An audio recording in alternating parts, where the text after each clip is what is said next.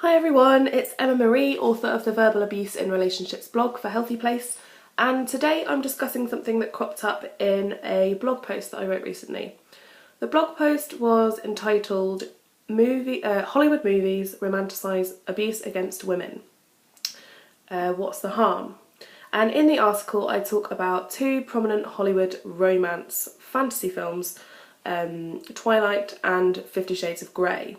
I chose these two movies because they were the most blatant examples I could think of male behaviour that's controlling and manipulative, that's kind of disguised as romantic and tragic, but is actually just plain abusive. And I know that myself and possibly a lot of other people that have been in abusive relationships might be able to relate to the female leads in these films to some extent. So you can read the full article on the Healthy Place blog by following the link down below or heading to healthyplace.com and clicking into the Verbal Abuse in Relationships blog. So today in this video I want to talk about one of the things that cropped up in this article, which was the isolation technique used by verbal abusers.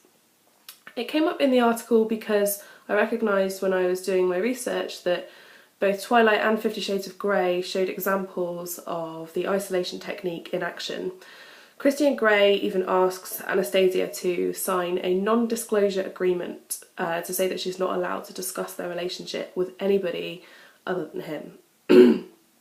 Similarly, in Twilight, Edward Cullen becomes jealous when Bella Swan spends time with her friend Jacob and even stops her from going to see him by damaging her car. Now in the films, it has to be said, these kind of controlling acts are balanced with kind of expressions of romance, and they're normalised in the way that a lot of real life verbally abusive and physically abusive relationships are normalised. And therein lies the danger for me. The isolation technique is particularly dangerous because it cuts victims off from the people in their lives that care about them, such as friends and family. It also kind of cuts across their perspective on their situations. So as somebody who is in a relationship, you have the right to talk to your friends, talk to your family about any concerns you have about the nature of your relationship or your partner.